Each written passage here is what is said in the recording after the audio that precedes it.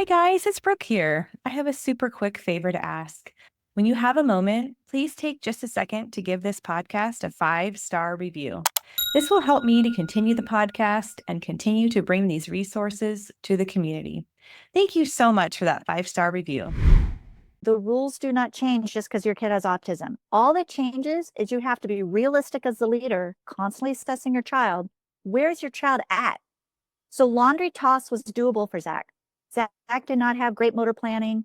We addressed that later in his life, but it was my responsibility to make sure that whatever experience I was putting him in, that he could be successful and he could manage the challenge I was giving him.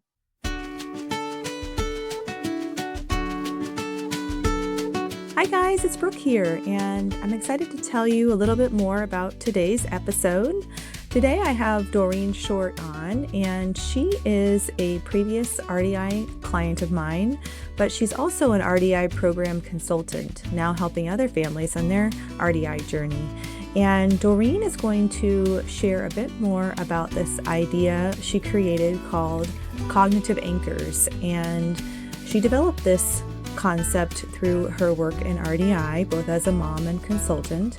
And I really think it's an important concept to talk about because it's very hands-on, it's approachable, and it's something that all families can start to apply. And she really tries to bring it down to simple terms. As you listen towards the end of the episode, you'll hear some more examples of how you can get started right away applying this concept. And I also love that Doreen was able to share real life examples and bring this concept to life through her own experience with her son and also through her clients as well. So I will let Doreen go into much more detail of what this concept is and what it means and how to apply it, but I hope you enjoy. All right, we'll go ahead and get started. Okay, I'm so excited to have this meaningful conversation today. I'm loving this topic, and we had a wonderful opportunity to connect before today and just was so inspired by this topic today, and I'm just excited to get going with it. So today we're going to talk about the power of cognitive anchors, and this may be a term that listeners may not have heard of before. Maybe they have. So I'm excited to have our guest share. And before we get into it, I'm going to go ahead and introduce our guest, Doreen Short. And Doreen is a former high school educator with San Diego City Schools, where she taught science and served as a resource teacher in the district's internship program, helping new educators master science methods in the classroom. She also is an experienced program and instructional designer. And Doreen is a dedicated RDI, which is Relationship Development Intervention mom, who homeschooled her now adult children during their preschool through middle school years, combining traditional homeschooling with hybrid charter school programs. And she's an RDI certified program consultant and the founder of Doreen Short Consulting, where she helps families and educators navigate autism through her work at Independence for Autism. So welcome, Doreen. Thank you so much for being on the show today. Oh, I'm so happy to be here. Thank you. Wonderful. Well, I would love to start with just a very general overview of what cognitive anchors are, and we'll go into much more detail about very specifics on, how you apply these, how you introduce them, how you work through them with your clients. But would love to have you just start with an overview, because I'm not sure many people know what these are. So go ahead and share. Yeah, so I'm going to give a little bit of a chuckle. Most likely not, because I actually invented this myself, and it's something that I use with my clients. But I think it's a helpful term. But to kind of model this a little bit, we just spit out this word cognitive anchor, and then of course your listeners are like, well, what the heck is that? And I just want people to realize, especially if the audience is moms like me who have kids with autism or professionals, that we often use words and we assume that there's a cognitive framework around these words. And a lot of our kiddos don't have that. And so this is why I kind of developed this term, because I wanted parents and professionals to understand that what they think a child's experiencing is not what they think they're experiencing, and to take that into account.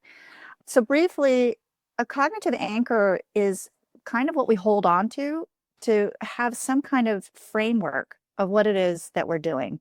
And for most of us, this is happening very subconsciously.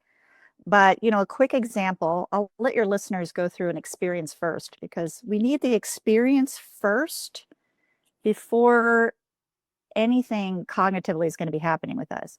So just reflect back in your mind's eye of, a childhood game, something you would play at recess. One of the games I remember playing was red light, green light. We would play that game. And when you say red light, green light, most people who've played on a, recess court knows exactly what that means. So the red light, green light serves as a cognitive anchor. It's something you can hold on to that helps you know, oh, I know what the roles are. I know how this game is played, and we can jump in and play it. If you don't have that, then red light, green light means nothing to you. So you can imagine what it might feel like if people are using frameworks, cognitive frameworks with you, which you haven't meaningfully processed at all in your past. That would be extraordinarily confusing. And so we have to make sure that the experience is the teacher before we're introducing any kind of term with the child. And so that's kind of where cognitive anchors came about and why I wanted the families to use these with intention or educators using them with intention. So that's a brief overview, and then I can get into specifics if you want more specifics.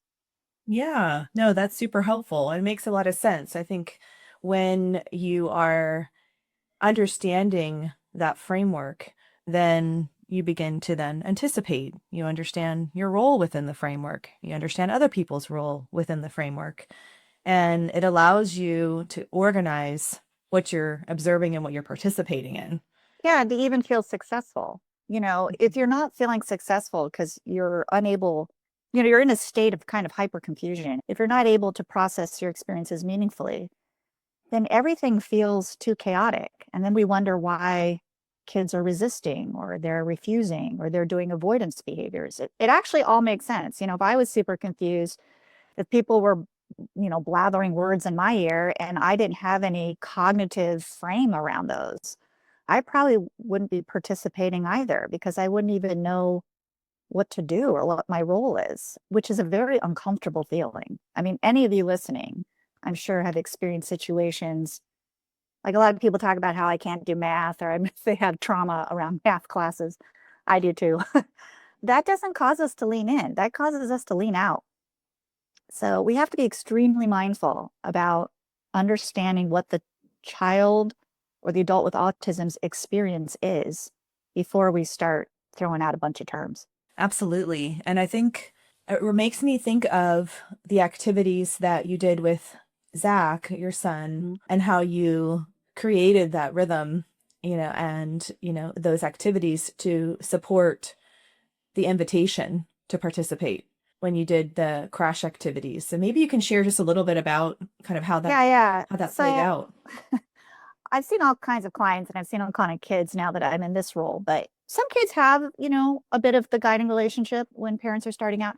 Mine did not. So my little guy, we started young, he was nonverbal, and I couldn't approach him with anything. I mean, he was classic, just running away or avoiding. Everything felt confusing to him.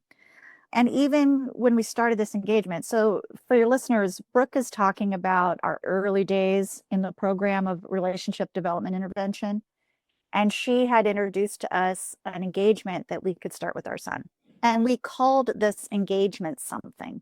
Now, until he has the experience of that engagement, quote unquote crash doesn't mean anything to him. So, we learned that we had to create a frame. And if you think back to the red light, green light, these very simple games are the introduction of patterns. And when the child can anticipate the pattern, then they can start having a meaningful experience. And if they can have the meaningful experience, then they can attach it to that word crash. I mean, that word could have been anything, right, Brooke? It didn't have to be called crash. Right. It could have been anything. But we made a cognitive frame that it became the anchor so that the next time we played and we're like, hey, Zach, we're going to start up crash. He could even see like the materials we were using and immediately go like, oh, he knew exactly. You could tell he knew exactly what was happening. And why this is so powerful, I want really to have your listeners appreciate this. If we want a child to level up their experience, we can't keep starting from zero.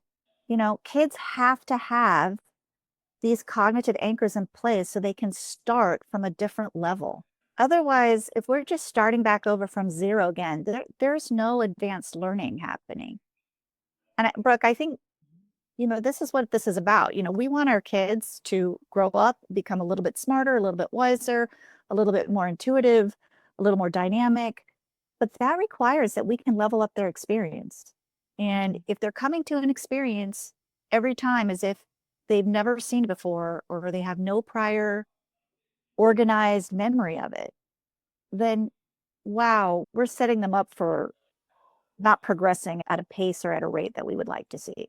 Crash was that. I mean, Crash was just this activity that we were able to level up for him and able to put him in situations that were more and more challenging. And he could feel himself becoming more successful in those more challenging environments. And that's super important for all of us. We want to feel successful in the learning that we're in. Yeah, no, I think that's fabulous because you're right. It could have been any word. And that just made me think that, we've all created these frames in our environment, in our world, and in our day. And Absolutely. we, in a lot of ways, we just kind of take it for granted, but we have to understand that it may not be happening organically for autistic individuals. And For sure, it's not happening. I mean, it's not even a belief system. If it was happening, it would be very unlikely to have autism. right, I mean, I see autism as early onset confusion. They're not or able to organize their experiences well enough to attach it to anything. right, Like you can have an anchor. We have a boat, we have an anchor, and we anchor when we go out on our boat. But an anchor just laying on the deck, you're not anchored. You have to fix it to something. It has to stick. You have a dragging anchor or an anchor that's not sticking. You're wandering in the seas. You're not going any, you're just floating around haphazardly in a chaotic right. state. When you say take it for granted, it's that. And I also think the adults around these kids are assuming a lot that the experience these kids have or adults have around these cognitive anchors or these frameworks are there. And I'm arguing that we have to assume they're not there. Or if they're there, they're weak, like a dragging anchor. It's not something that they can hold on to. Right. And I would add, assume that they can be there with the right support and they can Absolutely. understand. That's why we're having this conversation. Sure. Yeah. That's, I mean, the beauty of it. exactly. It's just knowing that, for us to help to intervene, we have to make sure that when we're intervening, we are really appreciating what the experience of the learner is. I know we'll touch into principles later, but often we come in thinking a little bit more of what our experience is with the moment, and we're not fully appreciating what the experience is of the learner.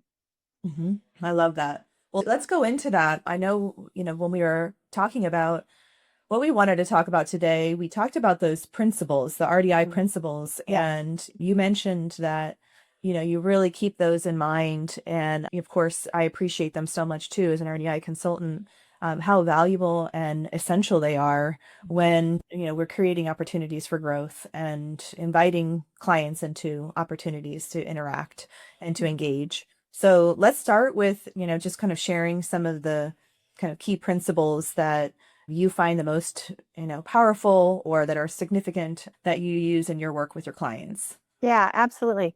So understand that when I talk about principles, it doesn't matter what the activity is. It doesn't matter what particular learning you want your child to have. You see, at least for me, I see these as systems that I put in place, and the systems run themselves because obviously when a child is growing up, so my son is 22 now, obviously the kinds of things we talk about and the kind of supports I give him are different now than when he was 3. Okay. So in a way, this is no different than raising a typical kid, right? So I know you have 2 girls, the amount of efforts and what activities you participated with them when they were 5 is not the same as now. And it's not going to be the same when they're 20, or even though they're legally an adult, I'm sure they're still going to see you as a reference point for when they have questions, even during their adulting times. So all this doesn't go away. It's not like it only applies to kids with autism. Because I have a daughter who does not have autism, and frankly, I raised them both with these ideas, these principles of RDI. I just kind of consider it Uber parenting. So I do make a priority on this. I like to prioritize. I would say first and foremost is that you need to really understand your role as a leader. This is a hard nut to crack for a lot of my clients, because when you don't have a child who's able to follow you very well, then it's hard to be a leader in that situation. But you're the leader, and this leadership is not a dictatorial one. It's not about getting your kids or making your kids do stuff. I know that sounds tempting to try and make our kids do certain behaviors, but that's not leadership. So to help your listeners, again, the idea of the experience is the teacher. I don't know, as a listener, you can reflect on your own experience of your favorite teacher or your favorite boss, or even a historical leader that you look up to and admire. What kind of qualities did these people have? They certainly weren't forcing themselves on their followers. If anything, they were inspiring these people to follow. So to be that inviting affect, to see yourself in a mutual contract with your child. Now, if that doesn't mean anything to you, if you look at healthy relationships and dynamics between children, between parents and children, if it's happy, if it's open-ended, there is this idea that no one's forcing anyone. Everyone's mutually involved. Here's a better example. Let's say you're an adult and you want to take Argentine tango lessons. This is a complex dance. You don't know anything about Argentine tango, but you're willing to learn. And then you have this awesome dancing master who's going to lead you. Implicitly you're following this person. It's a mutual joint contract that we're in this together. This is an us and a we. This is not a you and a me. Leaders understand this. And working with kids with autism, this is really hard because we have this mindset, mostly due to our schooling and the societies we live in, that it's about kind of controlling. That's not helpful, though. Leaders know how to delegate. Leaders know how to empower their people to exercise their own agency. And it's kind of lifting up all boats. So the principle of being the leader is that you have to model the very things that you want your children to learn. And all of us kind of shaking our heads and knowing this, yeah, duh. It's a lot harder than people think, though, especially if they were raised with a dictatorial style of parent-child relationship. So understanding you're the leader, you're the guy, this child who's super confused is needing someone to take that confusion away. So how do we do that? This is the next principle. We are natural pattern finders, human beings. We know how to recognize patterns. We anticipate patterns. And so one of the things you can do, and it's really hard because obviously people have different kids of different abilities, but patterns exist everywhere. Your whole life is a pattern. How you get dressed, the order in which you make your lunch, how you drive to work. You're just repeating patterns. So find patterns in your own house and see if you can invite the child to participate. It can be real simple stuff. My kids used to help me bring groceries into the house, and we used to have that fun playing train. Like, for your listeners, imagine those old-timey movies when they're trying to take a building and wet it because it's on fire. They have the buckets and they're transferring the buckets over. I call it doing the train. Yeah. But kids can participate that and have little role actions that they're actually performing, or you can even hand them cans and they can put the cans in the pantry. Just Right. give them something to do that's repetitive so that they can feel themselves in an organized frame. And then what would be really cool is if you called this something and created a cognitive anchor around it. So just like when I said, hey, kids, let's do train, they know what that means now. Right. They line themselves up. I hand a bag to them. They hand the bag to the next person. The person gets the bag in the house. And Right. we all recognize what this pattern is. And when you can establish pattern and you can take away the confusion, then the third principle, that's a main principle for me, is to be the leader in leveling up the experience. Where, okay, how can I make this a little bit harder? How can I make this a little bit more challenging? How can I put them in a situation where they've got to come up with the solution, and what are they going to do in that moment? I want the listeners to have a picture of what we're talking about because the experience matters. So this is an imaginary experience. So just follow me here. I'm doing the repeating pattern of giving my son an article of clothing to put into a front loading washer. So just imagine I give him a piece of clothing, he walks over, puts it in, and he comes back to me, I give him the next one, and so on. And let's say our cognitive anchor is, we're calling this, laundry toss. Okay, so he knows what laundry toss is. He's had this experience before. We've built it up. And so now he has an organized framework to work off of, and he knows what he's doing. So I'm like, okay, I want to put him in a thinking moment here. So I'm giving him clothes. He's putting it in. I'm giving him clothes. He's putting it in. Okay, I think you can imagine this. And then I give him one of Dad's shoes, and he just walks over and puts the shoe in there. Like it wasn't a thought in his mind that this was unusual. So I'm like, all right, that didn't quite pan out. Now, what's interesting is I'm the leader. I'm not there to correct him. Okay. I don't need to say, oh, he did it wrong. As a leader, I'm always assessing him. I'm always recognizing where he's at. Like where he's at right now is this shoe is not significant enough for him to notice that maybe we're not putting that in the washer. Okay, fine. We do it the next time. Pick another day. We do it again. Laundry toss. We do the same pattern that I described before. And then I give him a glass bowl. So it's a pretty hefty glass bowl. He has to actually hold it with two hands. I can imagine your listeners going, you're giving your kid a glass bowl. And no kidding, he goes to put it in. So he has both hands inside the washer, ready to put it in. And then he stops and he looks at me like, what? And I kind of make a funny face and I kind of shake my head no. And he's like, no. And then he sets it aside. He takes it out and sets it aside. Now, okay, your listeners are like, okay, what's the big deal? The big deal is my son wasn't picking up on this information. His bandwidth of information was so narrow that he could have very well put that bowl in there and not thought two straws about it. But he did. He had this experience. The experience was the teacher. He had a moment of like confusion, but a healthy confusion, a type of confusion where he had to think his way through it because I wasn't going to think his way through it. This is so important, people listening. You have to stop thinking for your child. Stop serving as proxy. I'm not intervening and saying, no, that doesn't go in there. It's a glass bowl. Why are you putting that in with the laundry? Like, I'm not doing that. I want him to have that recognition. I want him to have that discovery. Now, Brooke, what was funny is when we had a meeting, I said, oh my God, I don't know what I would have done if he'd put that glass bowl in there. And I don't know if you remember what you said to me. Do you remember? No, remind me. Okay, so that you're like, well, Doreen, I don't know. You could have just given him something more obvious, like a chair. Something that he couldn't even possibly get through the hole. And I was like, well, yeah, okay, yeah, that makes sense. And the idea is we're giving the child an experience. Right. The experience is the teacher. We're the leader. We're just providing the conditions. Right. And this is why, I don't expect your people listening right now to fully appreciate like these steps. This is why it really does help to have a professional working alongside you. But it is a shift of mindset, which is why the leadership is the number one principle, that you're not doing the thinking for the child. You are creating experiences that are accessible to the child.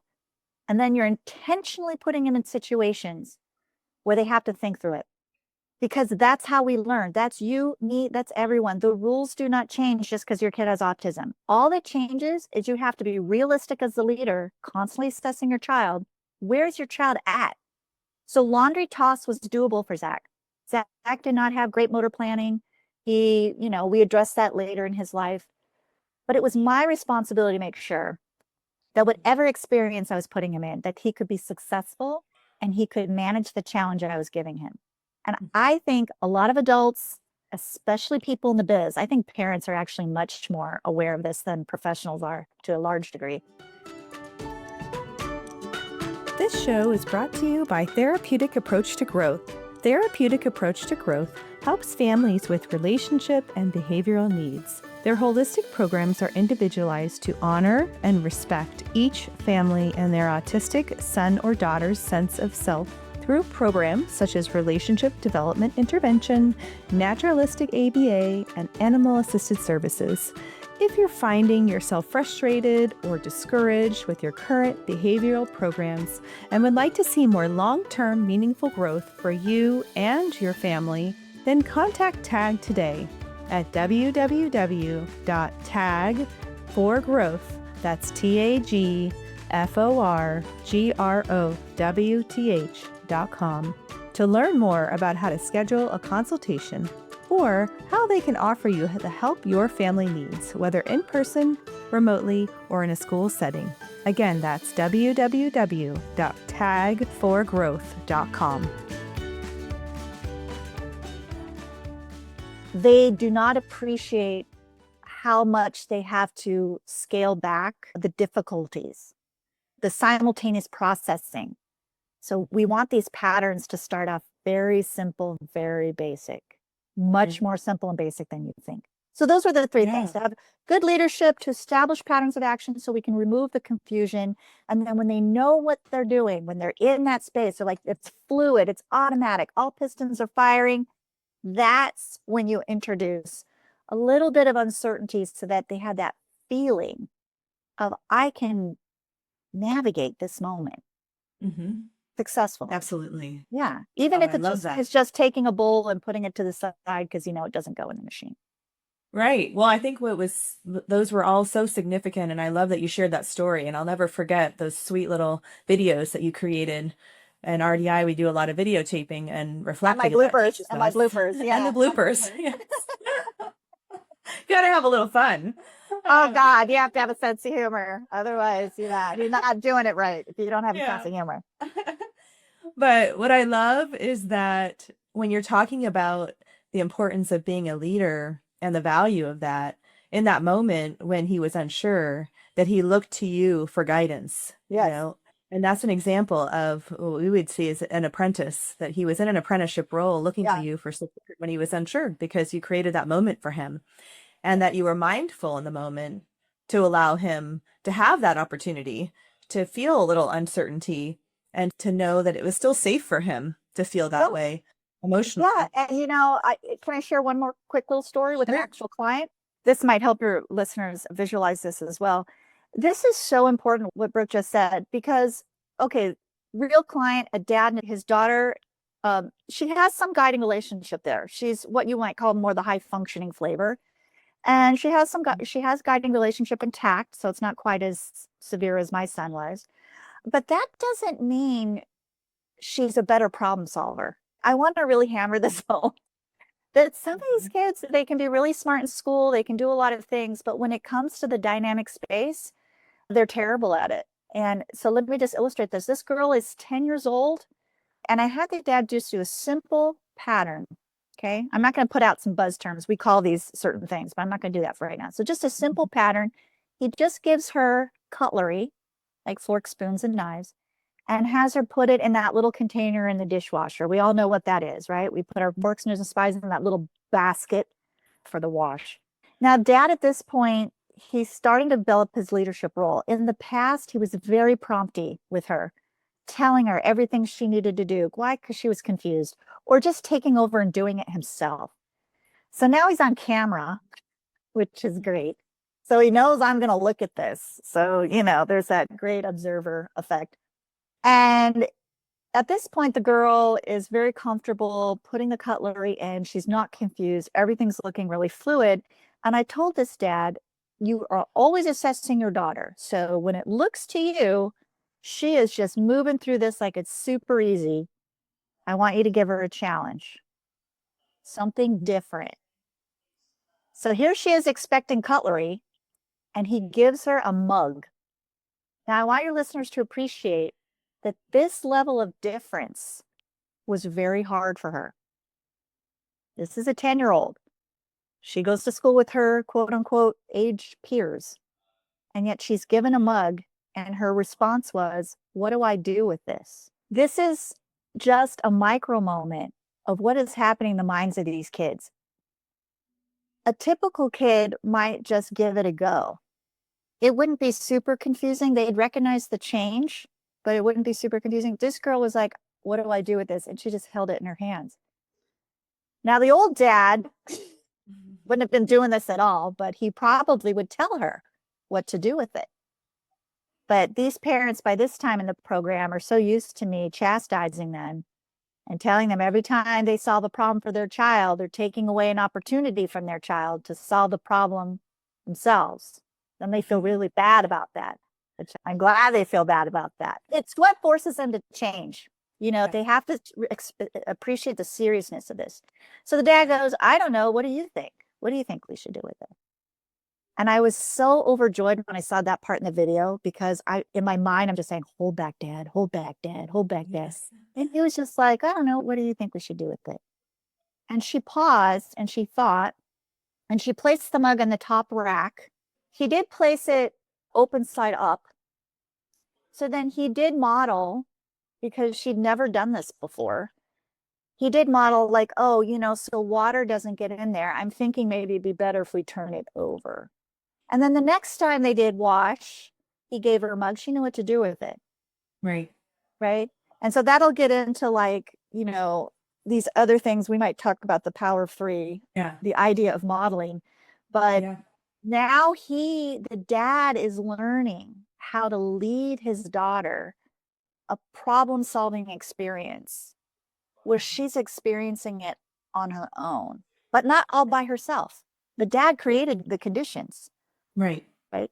But Right. that's just to appreciate this 10-year-old, very Yeah. high functioning girl, that she can still experiencing confusion on a level that we can't anticipate. And I frequently hear from parents where they're like, wow, I had no idea how the deficits were. Right. Luckily, I got to experience that early in my child's life and early after diagnosis, but I felt it really hard as a parent, and it was very devastating to realize how disabling these deficits are, which made me really serious about, tackling these, which is why I know you're doing this podcast. Yeah. Yeah, absolutely. It's so important to have this awareness. It really, once you have the awareness, you can see things for what they are, and you can really Yeah. address them at a core level, at a foundational level. Yeah, And absolutely. what I want to get to the power of three principles, but before we get to that, I just want to add to what you just shared and how significant it is that, we use these simple activities like wash dishes as the backdrop, but what that girl was experiencing is the awareness. I can handle some uncertainty. I can Yes. handle a challenge. I can identify as a person that can handle things when I'm not sure. And Without that getting is, overwhelmed. yeah, that's a Yeah. huge shift, I think, for a lot of our clients to have that awareness, and that's really so empowering for the clients. And I want so much for them to have that belief that they're so capable. And what a gift that the parents are the ones giving them that opportunity to see that in themselves. Absolutely. And they can also get to see the benefit of things that really disturbed them before go away. Like this Right. girl, I think the reason why they reached out for help, and unfortunately, this was all around COVID and they weren't probably, it was a big mess during that time. But this girl would go off the handle. I mean, she would have full, triggering dysregulatory breakdowns. And they didn't understand. They weren't fully appreciating why this was happening. And it was freaking them out. And so once they realized that their daughter is actually a lot more confused than they realized, her trigger and response was natural. It's Right. a natural defense mechanism. But guess what? You remove the confusion. You help the child feel successful. You help the child have experiences that they can kind of get through that without having these really bad triggering reactions. Like it isn't really a horrible thing that's happened, that change has been introduced. Then Right. we don't see them having these horrible triggers or needs of avoidance because they don't need to avoid anything. They're actually Right. feeling successful. And I don't know if you experience this, Brooke, but parents will laugh and say, like, they'll set up the camera or whatever, and the kids will be like, oh, are we doing RDI now? Like, actually get excited. Or is this Doreen homework? I've Oh, yeah. heard that was you. And then they're super excited to do it. And I'm like, yeah, because they feel successful. Like Mhm. kids want to feel Yes. successful. So we don't Yes. have to make them. They get enough experiences of feeling successful. They're all in. Yeah, Right. absolutely. I love that internal motivation is there. That's a whole nother topic for another Oh night. God, yeah, that's another talk show for sure. But let's talk about the power of the three RDI principles that you had shared with me when we met before. I'd love for you to go through them and explain how you use them. Yeah, so again, this is something that I, pulled out of my whatever. I just kind of made this up. And it was mostly, I homeschooled and I used RDI principles in all my child rearing.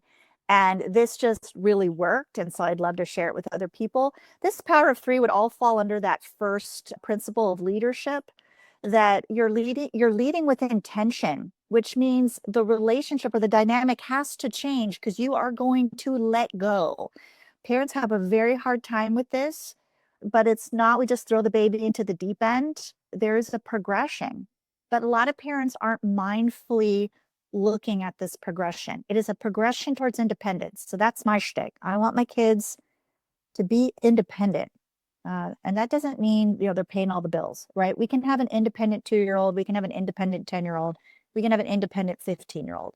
It's just the activities change, the actions change, but the independence is still there. Okay. If you want your child to master anything, I don't care what it is. So it could be preparing a basic meal, washing a toilet, learning to drive, managing a calendar. I don't care. You pick the activity. You can't just give them a lot of gobbledygook words that they don't have any cognitive anchors about. I'm going to throw that word out there again. Like, why don't you make a schedule? Well, if a child has never had an experience with a schedule before, we're not even saying the word schedule, right? Mhm. How can we give a child an experience? Remember, the experience is the teacher of what a schedule even is. So I guess to help your listeners, I can take the example of the bus. Do you think that would be appropriate? Like how I use the power of three with the bus? Okay, so I did homeschool, but I also did kind of a hybrid situation. There's charter schools in San Diego where, homeschoolers, their kids can also go to classes. And this school was several miles from my home. And when they were in middle school, it was allowed at this school that you could sign a waiver and kids could leave the school without an adult. Okay. So I signed that and they were going to take the bus. They were going to take the city bus to school. All right. So what do I want? I want these kids to feel confident that they can master taking the bus. But I'm going to be intentional with this. I'm going to use RDI principles. So there's a pattern to taking the bus. When I said establishing simple patterns, there's a pattern and there's patterns within patterns. What do you do to prepare to take a bus? Right. I mean, think about it. You want to take a bus somewhere. I don't know if everyone's taking a bus, but some people know of public transportation. There are things you have to think about. You have to think about where the stop is. You have to think about how long it takes to get to the stop. You have to think about the bus schedules. Luckily, we have apps now, so this helps organize all this stuff. But a bus route is a pattern. You pick it up here, you drop off there, and then you pick it up there, and you drop off back home. So that's a reoccurring pattern. So the first aspect is modeling. Don't talk about it. Model it. Please, for the sake of these kids, stop talking at them so much. I know we're talking on this podcast, but model it. I want my kids to see what it looks like for a person to take the bus. So step one is the modeling. And you're modeling at a level where you're constantly the leader. You're constantly assessing the child or the person. Is this person understanding what they're doing, what their role is? I can watch them as I model it myself, but I think aloud. I'm like, okay, the bus is leaving in 10 minutes, and I know it takes me 5 minutes to walk there, so I'm probably going to get started now because I don't want to miss the bus.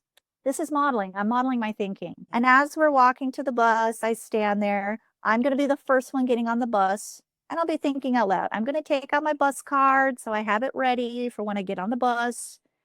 The door's open. I use my card, and I'm watching my kids as I'm modeling. Please watch your children as you model. You are assessing them constantly. Are they paying attention? Do they notice what I'm doing? We go through our actions having no awareness of whether the child is even picking up on them. You know your kid. You know when they're paying attention. You know when they're getting it. Please watch them. Then I go and I sit down and the kids sit with me. And I model the whole when I'm thinking about when I have to pull the little lever for the next stop. Now I'm going to model this. I don't have to go through all the steps, but I'm going to model this as much as I need to. And I can even talk to them and say, where do you think you're at? This is really important. Let them do the thinking. What's your comfort level on 1 to 10? Like, are you, yeah, I got this. I can do this on my own. Or are you like, no, maybe we need to practice one more time. Like, where are you? Let the kid assess for themselves. We have to assess for ourselves our levels of understanding. The next part, after I feel like the modeling is done, we're good enough. You don't have to be perfect, but good enough. The next part is I'm just like, I'm there as a just in case. So now I'm not thinking aloud, but I'm with them. So I'm pulling back support. Hopefully you guys can recognize that. I'm pulling back support. I'm not talking it out anymore, but I'm there. So if they have a question, if they're like, Mom, I forgot, blah, blah, blah, I will be happy to help. So I go on the bus, we do the whole thing together. And again, I'm assessing them. I'm watching them. I'm determining their comfort levels. Are they relaxed, alert, responsive? If I see that in their body language, we're on target. If they look tense, if they look unsure, if they look uncertain, this is why you have to watch them. You can't just assume they're getting it. Once that's complete, I go to step 3. And step 3 is I'm a shadow. I am not walking exactly with them. I'm not sitting in the same part of the bus. I'm going to go as a stranger and I'm going to tell them, okay, you're on your own. Now I'm there, Right. like break glass in case of emergency. Mhm. Otherwise, I'm not helping them at all. That means even if they miss the bus stop, I am not helping. They will have the experience of missing a bus stop and then they will have the experience of deciding what to do about that. Right. But they're not going to be in danger. Again, I'm assessing, I'm watching, I'm observing. And then when that's done, they're ready for solo. Now, parents might be like, oh, but are they going to be safe? And da da. I'm sorry, people listening to this. It is not your job to protect your children. There is no safe world. Okay. The world has, and it has some element of risk. Every decision we make has some element of risk. You cannot avoid that. And if you try and eliminate every risk, you're actually doing your child a disservice. Now, I'm not talking about true safety issues, right? Some kids, they're absconders or they're not ready. But then in that case, you're still in the modeling phase. Right. You're still in the modeling phase if that's the case. So we're not talking about true safety issues. We're talking about how do we pull back supports to an extent that our mission is they're doing it themselves. Because frankly, we should be retiring from parenting one day at a time. And Right. some parents have a hard time letting go. So that's why I use that power of 3. I think it's a Yep. great model to use to just purposefully with intention learn how to pull back the support so they're operating on their own. Right. No, I love that. And I think it's such a good example of how you carefully and slowly transferred that responsibility over to them while they were feeling successful and empowered and believed they were capable, without Absolutely. the intensive demand.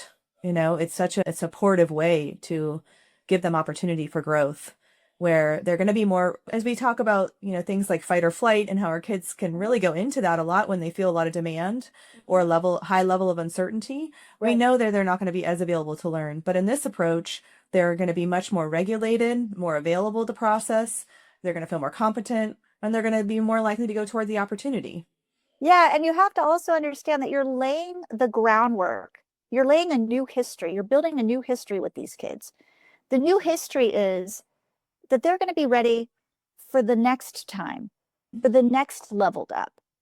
Right. Like, can you imagine if they didn't know how to take a bus or how to navigate this stuff, and then we start learning how to drive a car? Right. I mean, there are so many experiences that have to happen along the way that require an element of risk. And this is what really disturbs me, honestly, is, in IEPs and we talk about transition and we wait till a child is 15.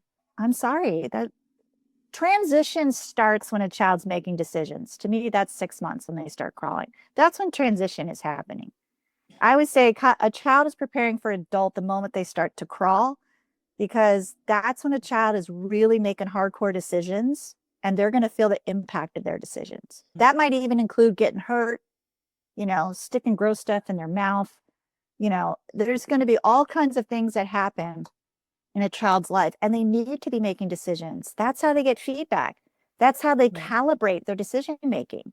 And if we're making the decisions for them as well-meaning adults, we're actually handicapping these children further. Right.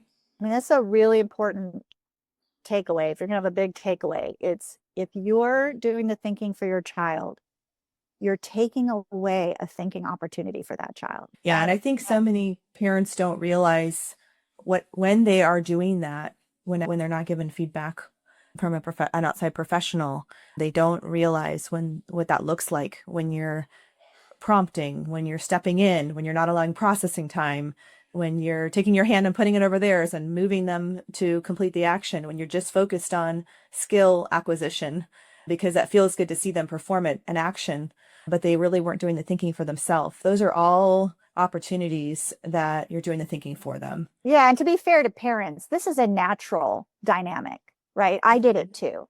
It's a natural dynamic because as the parent, you naturally fill in for the gaps of your child's ability. So even with Right. typical children, we do this. But typical children are kind of one step ahead parents. You know that, Brooke, right? Right. Typical children are always one step ahead of their parents, right? It's usually the parents who have to Mhm. catch up.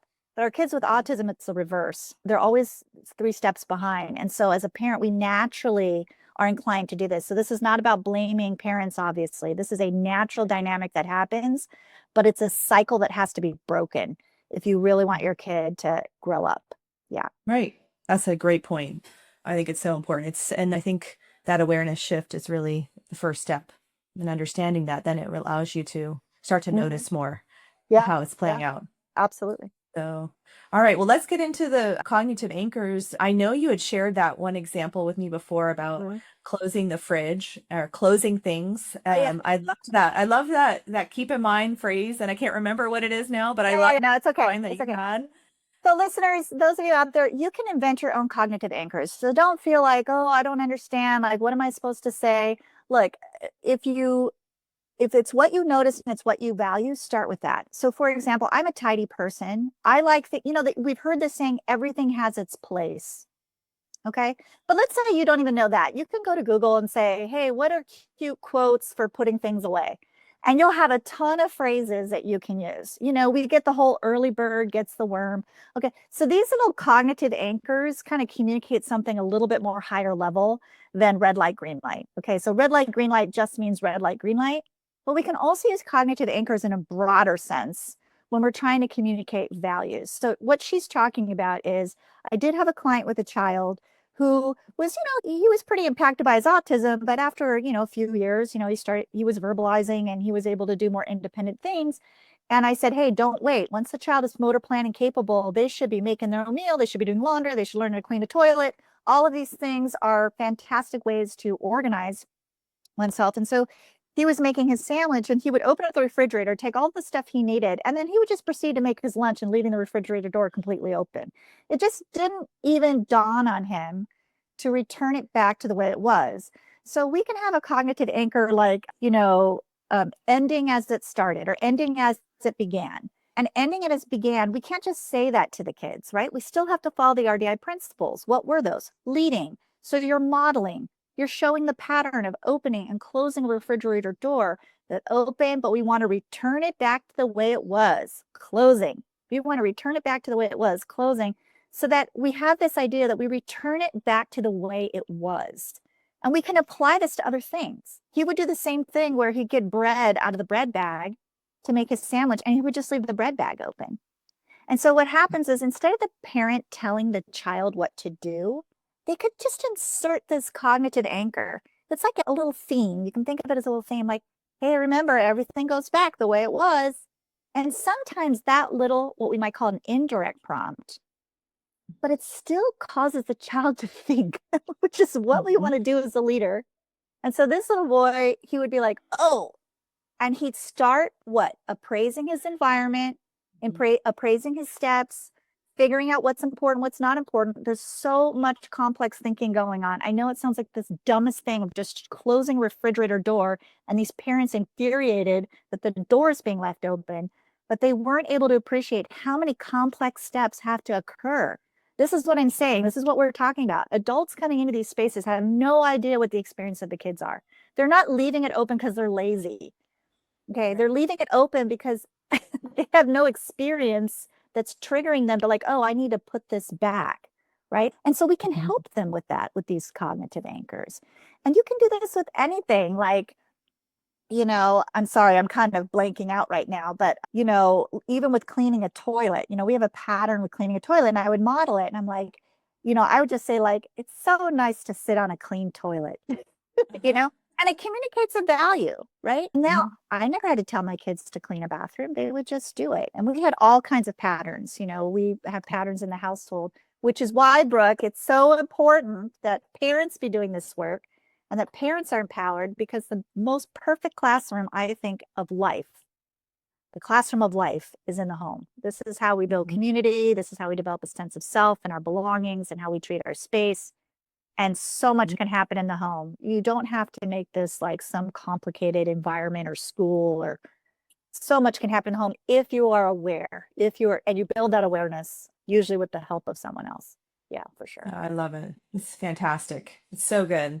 Thank you so much for sharing that. And I Oh, think I that love just it. makes so much sense. It's just a lot of common sense. It's hard to Yeah, dispute it once yeah. you understand it. And it just can be a real magical experience to walk your child through these opportunities and see them begin to think for themselves and to feel empowered and to choose to challenge themselves. That's when the beauty happens. Yeah, and absolutely just, and don't, we're doing all this gobbledygook and we're getting intellectual, but just go and try it. Just try Mhm. setting up a little simple pattern with your child and see how it feels. See what the Mhm. experience feels like. And if you're feeling that sense of we and us, we're doing this together, you're on the right track. Yeah, absolutely. I think that it'd be great if you were comfortable sharing how Zach's doing today with some of the stories that you shared. I think that'd be so awesome because it's Well, amazing. if your listeners are interested, my website is independence, the number four, autism.com. That's independenceforautism.com. I have a ton of videos on there of him. So there's videos of him when he was 3, when we were all first starting and we all sucked at what we were doing. And then I have videos of him as a young adult. But Zach, right now, he is doing so he's doing way beyond I could have ever expected. So now I stop expecting or predicting what's going to happen to him because I really don't know. He, so what? He drives himself. He goes to work. He has a job at a community college with the firefighting program there. He fills the bottles, that the firefighters wear on their back. He worked at SeaWorld last year, which was a huge step because he went in cold. He just went in, got hired. SeaWorld is, I worked there as a teenager. It's rough, man. I told him, I said, if you can survive SeaWorld, you can survive any job. And I wasn't sure, if he was going to make it, honestly. Like maybe he'd get fired or maybe he'd quit or it would just be too hard because it is super dynamic and super messy. And he was in food service and he was working wherever they put him. He even served beer because at the time he was over 21 and they needed people to serve alcohol. He goes to several community colleges right now and he still wants to be a landscape architect. I really wanted him to be a land surveyor because I thought he'd be great at that. But no, he wants to be a landscape architect. Probably he's going to go to Cal State Pomona for that. And he is completely independent of us. He lives at home. That's because he's going to school here, but he does all his own banking. He owns all his own money. We don't have a special needs trust for him anymore. That was something we set Amazing. up with the idea that, well, if he hasn't figured it out, we're going to follow our principles and we're going to get him there. You know, Right. I think a lot of parents, and I understand kids come different flavors of autism, but I see a lot of parents sometimes have the attitude of renunciation, like we can't have these expectations. And I'm telling you, you can look back on my videos and see just how much he changes in 2 years, let alone this many years. Huge. So Right. there's lots of opportunity there, and he feels good. He feels good that Mhm. he can do these things for himself. He wants to be independent Yes. and have a life that's easeful and not filled with anxiety and doubt and depression and all that sometimes we see in adults who are on the spectrum. That's such a significant takeaway. I love it. Yeah. And I'm Yeah. so grateful that you have those videos for the listeners if they're curious to see, that, this has been such an amazing journey and it's such just an incredible success in his life for, anybody in his life at his age to achieve what he's achieved is significant. So Yeah. let alone the challenges that were presented. So I just can't wait to see what continues to transpire for him because Me too. And for me, I'm a happily retired mother. I just love it. I love it so much. So we're very close, and Olivia and Zach are very close. And Olivia, of course, she's a relationship powerhouse because she was raised with this. So she's doing amazing as well. And so, yeah, I'm very proud of both of them. But, Zach, everything's going to be harder for him. He has to work harder for it. And he's not afraid of that fact. So I couldn't hope for anything better than that. I love it. That's beautiful. Well, thank you so much, Doreen. This was an awesome conversation. I loved it. I'm just so grateful for the time that you spent with me today and this information we're going to get out there. And thank you so much. My pleasure. Bye-bye. Bye. I'm dancing on the edge again. The wind is calling my name. I'm dancing on the edge again. This time I'm not looking back.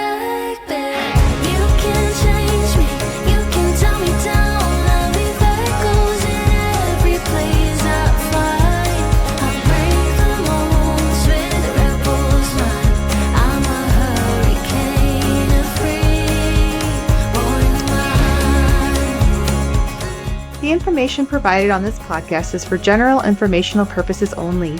The content shared is based on the experiences, opinions, and perspectives of the hosts and their guests and should not be construed as medical advice, diagnosis, or treatment recommendations. The discussions and topics covered are intended to foster understanding and awareness of autism therapies, but are not a substitute for professional medical guidance. Before making any decisions regarding therapies or treatments, we strongly encourage you to consult with a qualified healthcare provider who can provide personalized recommendations based on your unique circumstances. By listening to this podcast, you acknowledge and agree that the hosts, guests, and producers are not responsible for any consequences, damages, or outcomes arising from the use or application of any information during the show.